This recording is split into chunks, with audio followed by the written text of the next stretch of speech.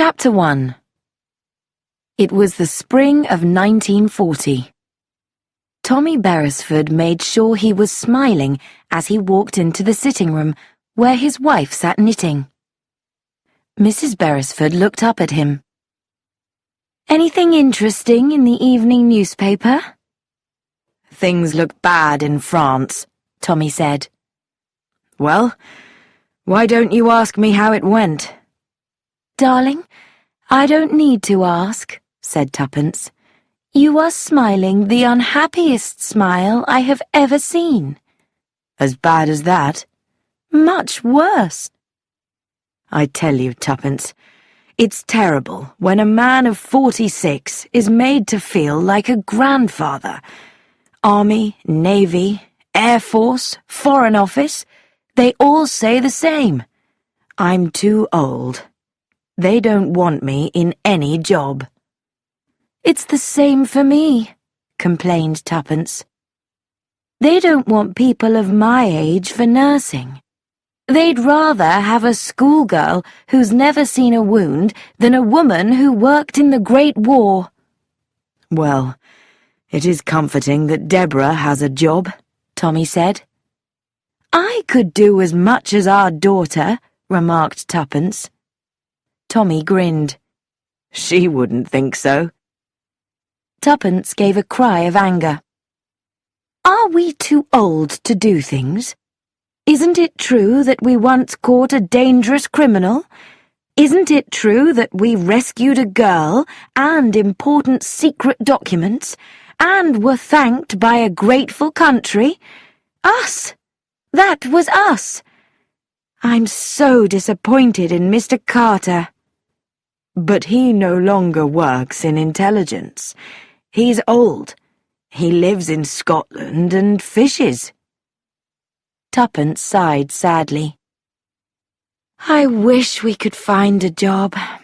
Any job. I imagine the worst when I have so much time to think." As she spoke, she looked at the photograph of a very young man in an Air Force uniform, with the same wide smile as his father, Tommy's. The doorbell rang. Tuppence got up. She opened the door to see a broad-shouldered man with a large, fair moustache and a cheerful red face. "Are you Mrs. Beresford? My name is Grant. I'm a friend of Lord Easthampton's. He suggested that I visit you and your husband." "Oh, come in." She led him into the sitting room. "Tommy, Mr. Grant is a friend of of Lord Easthampton's." Lord Easthampton was the proper title of their old friend. But Tuppence always thought of him as Mr. Carter, the name he used when he was Chief of Intelligence and their boss. For a few minutes, the three talked together. Then Tuppence left the room. She returned a few minutes later with sherry and some glasses. Then Mr. Grant said to Tommy, "I understand you're looking for a job.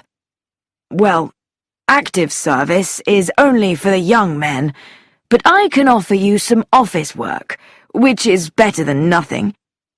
Come to my office one day this week and—" The telephone rang, and Tuppence picked it up. "Hello? Yes? What?" A loud voice, obviously in pain, spoke from the other end. "Oh, my dear! Of course. I'll come now." She put down the phone. "Tommy, that was Maureen. I'm so sorry, Mr. Grant, but I must go. My friend has fallen and hurt her ankle, and I must go and help her. Do forgive me." "Of course, Mrs. Beresford." Tuppence hurried out. The door of the flat shut noisily. Tommy poured another glass of sherry for his guest. "Thank you. In one way, your wife leaving is fortunate for us. It will save time. You see, Beresford, if you had come to the ministry, I would have asked you to do something special. East Hampton told us you were the man for the job." Tommy was delighted. "Tell me." "This is confidential. Not even your wife must know. Officially, you will be working in Scotland, in a secret army area where your wife cannot join you. In fact, you will be somewhere very different. You've read in the newspapers of the fifth column? You know what that means?" "The enemy within," Tommy said. "Exactly. You know the war started badly for us. We did not want war and had not prepared for it. Well, we are correcting our mistakes, and we can win this war, but only if we do not lose it first. And the danger of losing it comes not from Germany, but from within. The fifth column is here, men and women in positions of power who believe in Nazi aims and want a Nazi government here. And we don't know who they are. We know there are at least 2 in powerful positions in the Navy, 1 in the Army, and 3 in the Air Force, and several members in intelligence. We know because secret information is being given to the enemy." "But what can I do? I don't know any of these people." Grant nodded. "Exactly. And they don't know you. But these people do know our agents, so I cannot use them. That is why I went to East Hampton, and he thought of you. It's 20 years since you worked for the department. Your face and name are not known. What do you say? Will you take the job?" Tommy could not stop smiling. "I certainly will." "Well, Beresford, you'll take the place of the best man we had, Farquhar. He was hit by a lorry, and that was not an accident. All he managed to say before he died was N or M, Song Susie." "That doesn't seem helpful." Grant smiled.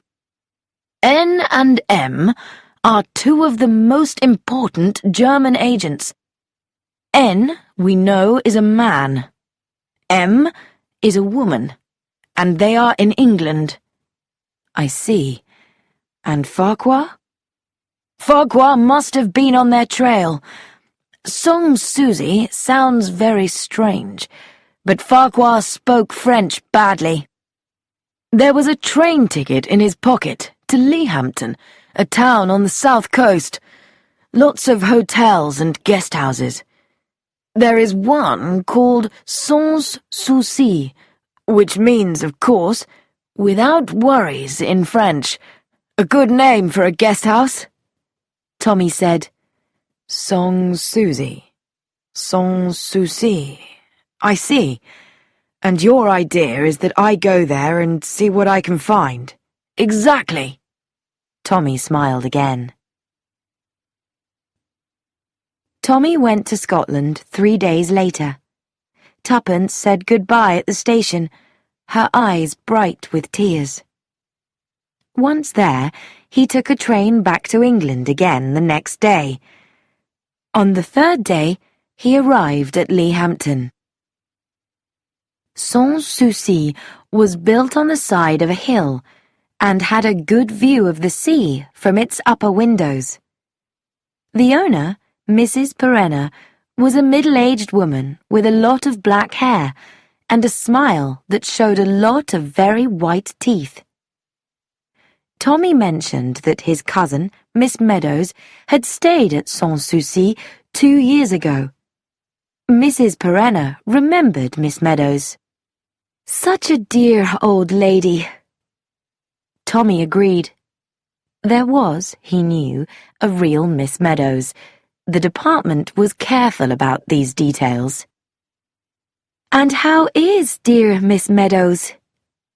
Tommy explained sadly that Miss Meadows had died. Mrs. Perenna said the proper words with the correct sadness, but she was soon talking happily again. She had a room for Mr. Meadows with a lovely sea view. She thought Mr. Meadows was right to leave London, very unpleasant these days. Still talking, Mrs. Perenna took Tommy upstairs and showed him the bedroom. He found himself wondering what her nationality was. The name was Spanish or Portuguese, but that could be her husband's nationality. She might, he thought, be Irish. It was agreed that Mr. Meadows should move in the following day. Tommy arrived at 6 o'clock. Mrs. Perenna came out to welcome him, gave instructions about his luggage to a maid, and then led him into the lounge. "I always introduce my guests," said Mrs. Perenna, smiling at the 5 people there, who looked at him suspiciously. "This is our new arrival, Mr. Meadows. Mrs. O'Rourke." A very large woman with a moustache gave him a bright smile. "Major Bletchley?" Major Bletchley, obviously retired a long time ago from the army, nodded. "Mr. Von Dynam." A young man, very stiff, fair-haired and blue-eyed, got up and bowed. "Miss Minton?" An elderly woman, wearing many necklaces, was knitting a balaclava. She smiled and laughed. "And Mrs. Blenkinsop."